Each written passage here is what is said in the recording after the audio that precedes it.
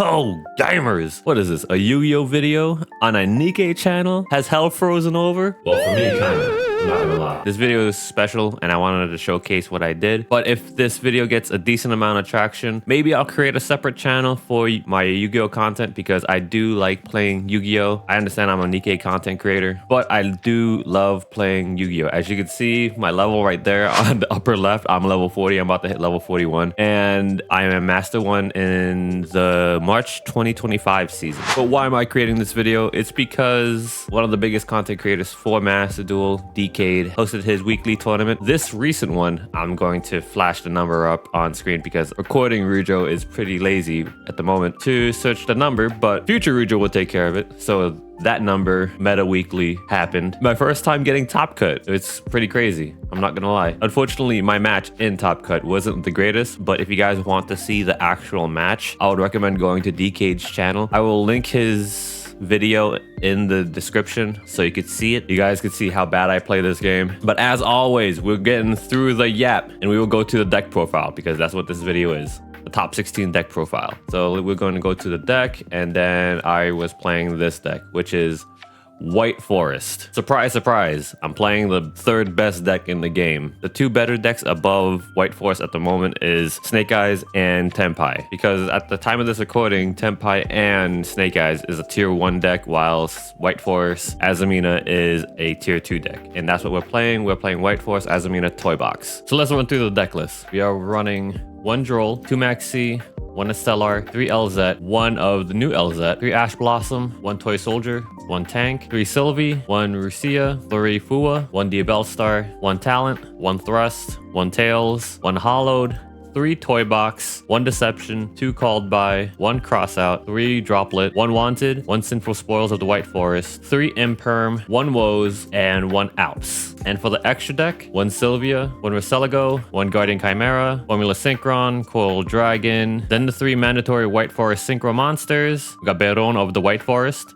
and we got Chaos Angel, the Bagussi, Typhon, Lina, SP, and Apollo USA. That's the deck list. And let's talk about the biggest elephant in the room. I am not running any Fiendsmith in this deck. And I've chosen to not run the Fiendsmith cards because it requires a lot of space in your extra deck, about 5 spaces in my extra deck, for maybe 4 cards in my main deck. And when I talk about the 4 cards, I'm talking about 2 Engraver, 1 Lurie, and 1 Tract, trying to keep it as small as possible because we're already going over 40 cards and there's not a lot of room for non-engine in White Forest in particular. And what I've come across in my playtesting is that I'm usually bricking on the Fiendsmith cards because I don't have enough spell traps. The cards that I would drop for Fiendsmith is the Toy Box cards or the Toy cards, and that would help me round out the deck to 41. The Toy Box cards allows me to play through more hand traps than the Fiendsmith package in the White Forest deck. And for the extra deck, I would probably be getting rid of Guardian Chimera, Formula Synchron, Coral Dragon, Baguska maybe, Lina, and also Typhon, maybe also Chaos Angel. Those are the cards that I would be getting rid of in my extra deck for the Fiendsmith package. And the Fiendsmith package kind of railroads my extra deck into just the Fiendsmith package. If your White Forest combos get stopped, then you have to go into the Fiendsmith cards or the Fiendsmith package. It's not bad, but it's not the strongest end board in this meta right now. The strongest deck at the moment is either Tenpai or Snake Eyes, and Tenpai and Snake Eyes just play through like it's nothing because most likely you're going to be ending on Desiree or maybe just Wave King Caesar, and then Wave King Caesar and Desiree dies to Imperm, Droplet, less Desiree because Sequence protects it from targeting, less Desiree for Imperm, but Imperm is one of the most common hand traps that people are running. Forbidden Droplet, people are wising up to Forbidden Droplet in this meta. And then dropping the Fiendsmith's package, I'm able to have a little more White Forest Endboid pieces or plan Bs for White Forest just in case I do get hand trapped by Droll. And that's why we have Baguska there for Droll. Droll single-handedly solos this deck. But now let's talk about why I'm running the Toy Box engine over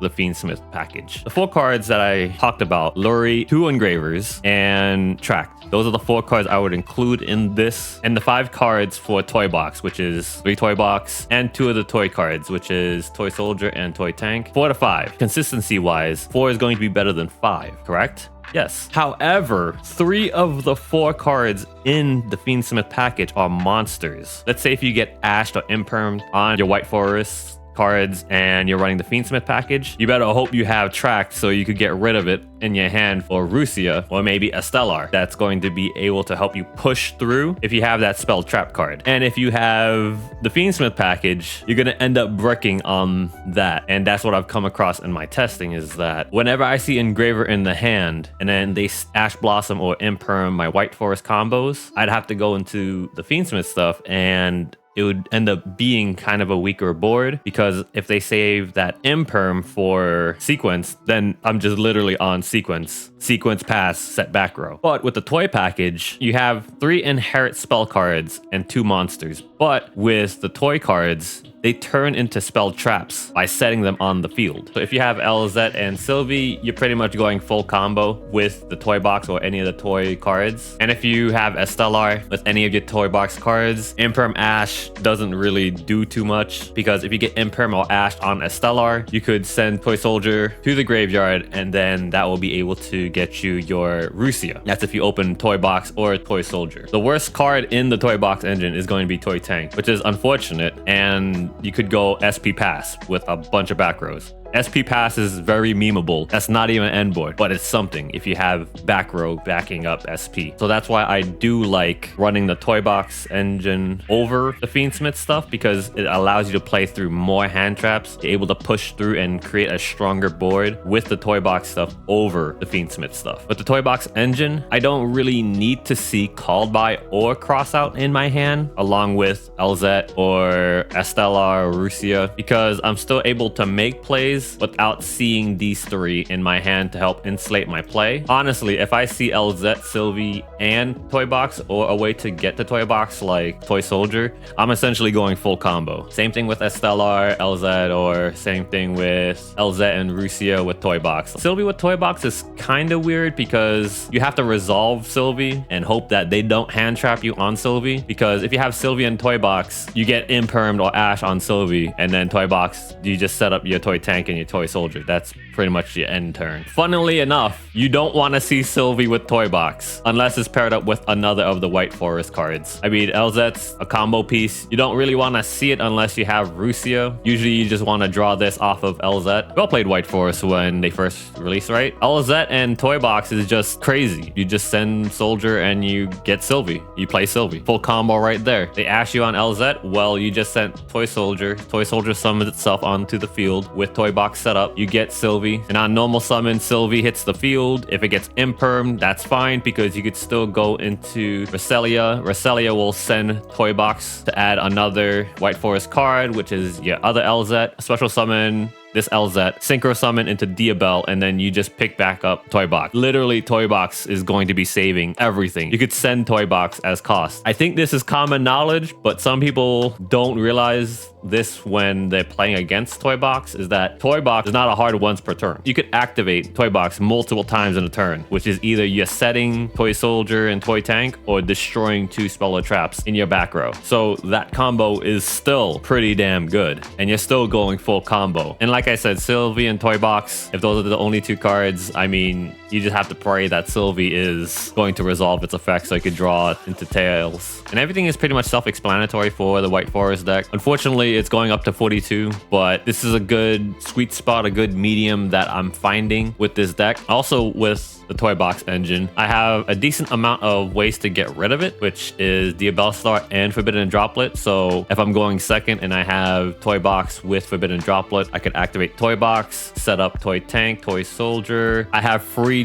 send for cost fodder to negate 2 monsters on the field, and then they special summon themselves from the graveyard, and then Toy Tank will get me into Sylvie. So this synergy is pretty decent going second as well. I mean, unfortunately, you're going second, but you lose the coin toss. You're losing. With Forbidden Droplet, you have a fighting chance with Toy Box. Now, of course, you're going to brick because you have so many spell cards. This is Yu-Gi-Oh, of course. And then now we're getting to the section where we're going to be talking about cuts. Like, what would I cut from the main deck? What would I cut from the extra deck? Let's start with the main deck. If I were to cut anything from the main deck, I would probably drop the Fua. I probably would drop it to 40, drop 2 Fua so I could have it as a cross-out target, and then that will increased my consistency immensely, but Fua is not that bad. Like Max C, a lot of decks are summoning from the deck and the extra deck, so Fua is a good deterrent to stop them. So having one just for the cross out target is The thing that I've come across in my testing with Fua is that if I have Fua and I have Diabell Star or I have Deception, I could use Fua as discard fodder. Even though it's not the greatest going first, it can be used as discard fodder for when you have to send cards to the graveyard for Deception or for Diabell Star. Talking about it now, maybe I would put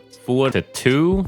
I don't know. That's probably going to have to be more testing for me on my end, but that's what I would cut. Everything seems pretty standard with what I want to run and with other White Forest deck profiles. So let's talk about what I would cut in my extra deck. Funnily enough, you guys see Apo here. I hardly ever summon Apo. I just have Apo here because I don't know what to put in my extra deck. Maybe someone in the comment section will let me know, but I hardly ever summon Apo. Lina is pretty decent. In my theory for adding Lina, if I were to target my opponent's Fiendsmith cards in the graveyard, I could get Engraver or I could get Sequence from the graveyard and then summon it to my field. That's good in theory, but in practice, Lina's effect doesn't really come up as often, even though a lot of the meta is light dominant. I hardly use Lina's effect. There are cases where I have used Lina. I'm not too sure if I should drop her from my extra deck. Typhon, let's talk about Mr. Surrender Button, summoning Yael. I'm including him in the extra deck because we need to get his win rate up.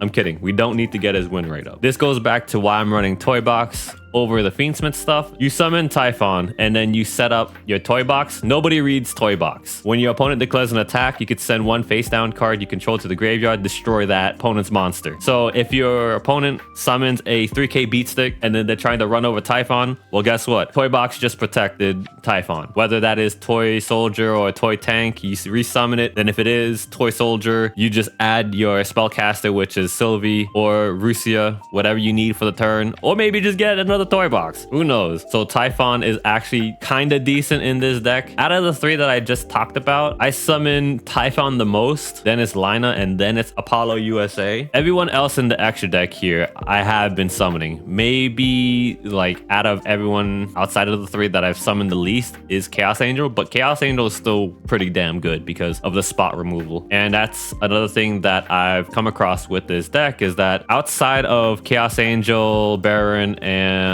Chimera, there's not a lot of spot removal for this deck. You have to rely on them to remove problematic continuous spells, continuous traps, or field spells because the White Forest deck in and of itself can't do it. I guess that's one pro for the Fiendsmith stuff because you could use Engraver to get Requiem. Requiem sends a monster on the field, but that's only monsters that it could send. But with Baron, Chaos Angel, and Guardian Chimera, you could spot or remove anything on the field. And let's talk about Guardian Chimera a little bit. This might be the most contentious card in the extra deck. Like, you have to run it with Sinful Spoils. Some people don't run this. Some of them do. In the meta weekly, another White Forest build, I think it was the Magister's person, was running St. Azamina, which is a pretty cool card. I know in the Fiendsmith stuff, you're able to summon St. Azamina more often than you do this build. I've been thinking about it, but I don't have any space in my deck to run St. Azamina, unfortunately. So something that I've come across in testing with Guardian Chimera is that your opponent needs to have an equal amount of cards on the field for its effect to go off. Guardian Chimera requires 3 monsters, so that could be 2 on the field, 1 in the hand, or 2 in the hand and 1 in the field. And something that I didn't know is that your opponent needs to have cards on the field equal to the amount of monsters that you use on the field to actually resolve Chimera's effect. So if your opponent just has 1 card on the field and you use 2 monsters on the field for Guardian Chimera, you cannot use Guardian Chimera's effect to draw and then pop on the field. You have to fulfill the condition of equal to actually resolve its effect. Common Yu-Gi-Oh player L can't read. I'm probably the stupidest White Forest player in the world that didn't know that, but I'm just here to share it with you guys just in case you guys didn't know it. We're all in this together. We're all just trying to beat Snake Eyes at the end of the day. But that's pretty much all the deck breakdown is right now. If you guys want me to show you some combos with this deck, And to be honest, I don't think you guys would want to see it because you guys see White Forest so often and it's just pretty much standard combo. But if you guys want to see me play this deck to show you guys how many hand traps I could play through, let me know in the comment section. I'll be glad to release a combo video for you guys to show you that this variant can play through hand traps more than Fiendsmith. I'm guessing the White Forest players already know that, but for everyone that is interested in picking up the deck, then let me know. That's the deck profile. Thank you guys for being here. Y'all have been awesome. This is my first top 16 that I've made in DKayed's tournament. As I said earlier, my performance in the top 16 wasn't the greatest. I embarrassed myself, pants down, balls out, but we live and we learn and we get them next time. But next time, I'm making top 8. I'm kidding. No, let me stop. But hey guys, thank you for watching the video. Y'all have been awesome. I know this is a departure from the content I do make, which is Nikkei content. But if this video gets good reception, I'm not going to put it on this channel. I will be putting it on another channel that will be dedicated to Master Duel because I do love playing this game outside of Nikkei. So let me know if you guys would want to see that as well. Like, comment, subscribe. Would appreciate all that. Thank you all for being here. Y'all have been awesome. And I'll see you guys again next time. Bye, bye, bye, bye, bye, bye, bye.